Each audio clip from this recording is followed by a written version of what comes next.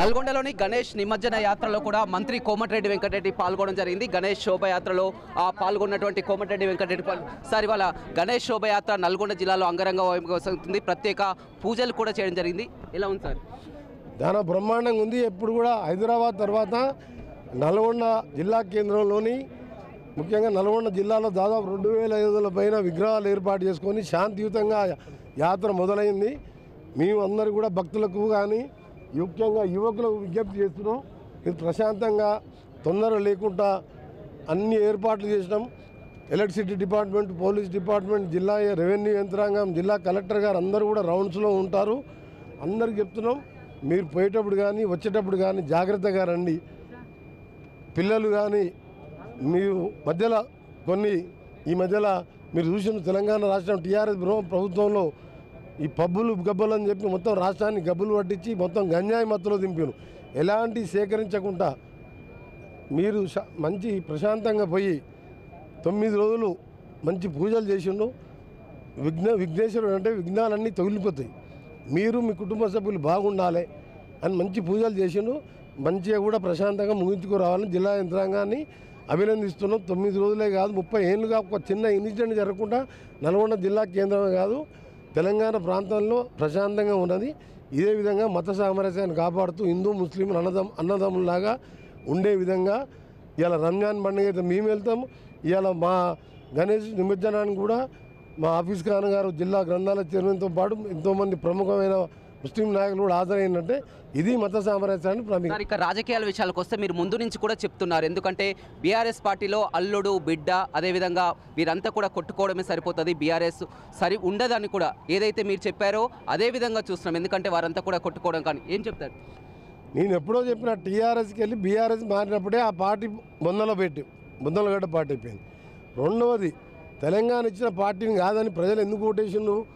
Double bedroom కట్టిస్తా, నీ బిడ్డ వస్తే పండుగ అల్లుడు వస్తే ఎడబనుకుంటాడు, నీ మేకలు ఎడ కట్టేస్తావు, మళ్ళీ దళితుని 3 ఎకరాలు, దళితుని ముఖ్యమంత్రి చేయకుండా మెడ నరుక్కుంటా, ఇన్ని మోసాలు తీసి 2 సార్లు మోసపోయాను.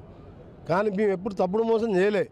చెప్పిన మాట ప్రకారం ఇవ్వని హామీ 20,000 కోట్లు పెట్టి ఇంటిగ్రేటెడ్ స్కూల్ కడుతున్నాం. వాళ్ళు ఇవాళ 1,00,000 కోట్లు చూసుకొని 6,000 కోట్లు మిత్తిలు కట్టుకుంటూ ఇల్లు కట్టే కార్యక్రమం ఒక మహత్తర కార్యక్రమం.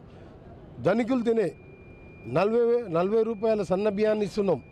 కొత్త రేషన్ కార్డు 12 ఏళ్ళు ఒక్క కార్డు ఇవ్వలే, 7 లక్షల కార్డులు ఇచ్చినాం. ఇవన్నీ చేసుకుంటూ ఇంకా చేయాలని ఉన్నది.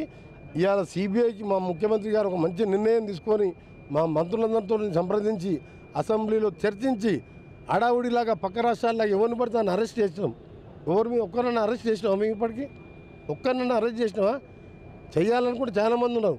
కానీ ఎంక్వైరీ చేసి ఒక పద్ధతి ప్రకారం అది ప్రూవ్ అయిన తర్వాతనే చేయాలను.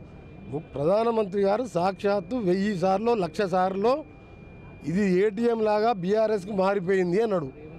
ప్రధానమంత్రి గారు మాట నిలుపుకోమని నీ చేతులు జోడించి రిక్వెస్ట్ చేస్తున్నా.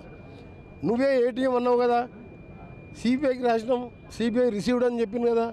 రేపు టీవీని పంపి రేపు మొత్తం పోయిన దోసుకున్న ఆస్తులన్నీ వాపస్ ఇచ్చేయి. రెవెన్యూ యాక్ట్ అని ఉంటుంది, రెవెన్యూ రికవరీ ఆర్ఆర్ యాక్ట్ ద్వారా మొత్తం కూడా మీతో అన్నీ కూడా అప్పచేసి అప్పులు తీరవడం, పేదవానికి ఇల్లు కట్టియడం, పేదవానికి మంచి చదువు చెప్పేయడం. రెండవది ఒక్క ఇంజనీర్ అరెస్ట్ అయితే 1000 కోట్లు 2,000 కోట్లు 3,000 అసలు ప్రపంచం ఆశ్చర్యపోతున్నది. ఆయన కాళేశ్వరం కడితే ఆశ్చర్యం అన్నాడు, కానీ ఒక్కొక్క ఇంజనీర్ల దగ్గర 1000 కోట్లు. కవితనే చెప్తుంది, సంతోష్రావు హరీష్ రావు మొత్తం మొదటి టర్మ్లో కాళేశ్వరం మొత్తం దోసుకున్నారు కాబట్టి 2వ టర్మ్ ఇరిగేషన్ ఇవ్వలేదని చెప్పి ఇంకేం సాక్ష్యం కావాలి? అవినీతి డబ్బుతోటి 25 మంది ఎమ్మెల్యేలకు కూడా ఖర్చు పెట్టారని కూడా చెప్పినట్టు ఇవన్నీ సిబిఐ ఎంక్వైరీలు తేలుతాయి. అన్ని ఇంకో మీ కళల ప్రాజెక్టు ఎస్ఎల్బిసిని కూడా పూర్తి చేయాలని కూడా మీరు కంకణం పట్టుకున్నటువంటి చాలా సీరియస్గా ఉన్నాం. మా ముఖ్యమంత్రి కాదు మొదటి రోజే చెప్పిండు, నేను మంత్రి అయిన 2వ రోజు అన్న బ్రాహ్మణ వెల్లంలో ఎస్ఎల్బిసి సొరంగం పూర్తి చేద్దాం, నువ్వు వెంటబడు అన్నాడు. మీ జిల్లా మినిస్టర్ అన్నాడు. మా ఉత్తమ్ కుమార్ రెడ్డి గారు ఎస్ఎల్బిసి 50 మీటింగ్లు పెట్టిండు. బ్రాహ్మణ వెల్లంలో 30,000 ఎకరాలు మొదటి ప్రాజెక్టు.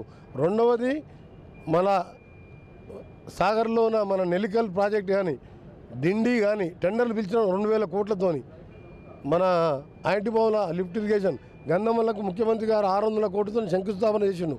బస్వాపూర్ కూడా 6 నెలల నుంచి 1 సంవత్సరం లోపే బసవాపూర్ కంప్లీట్ చేస్తున్నాం. ఒకటే మాట, మా జిల్లాని నట్టేట ముంచిన 10 ఏళ్ళు కాబట్టి 11 సీట్లలో ఆల్మోస్ట్ డిపాజిట్ పోయినంత పని అయిపోయింది. ఒక్క సీట్లో 2-3 వేలతో గెలిచిండ్రు. కాళేశ్వరం ప్రాజెక్టు బీఆర్ఎస్కు ఏటీఎంలా మారిందని గతంలో ప్రధానమంత్రి కూడా అనడం జరిగింది. ఇప్పుడు సిబిఐ విచారణ వార్తలే ఉంది, ఖచ్చితంగా వాటిపై చర్యలు తీసుకోవాలని చెప్తున్నారు. అదేవిధంగా ఇచ్చినటువంటి హామీల్లో అదేవిధంగా పెండింగ్ ప్రాజెక్టులన్నీ కూడా పూర్తి చేస్తాం. బీఆర్ఎస్ పార్టీ పని అయిపోయిందని నేను మొదటి నుంచే చెప్తున్నాను, ఇక బీఆర్ఎస్ పార్టీ అనేది కూడా ఉండదని మంత్రి కోమటిరెడ్డి వెంకటరెడ్డి చెప్తున్నారు. రవితో రమేష్, బిగ్ టీవీ, నల్గొండ.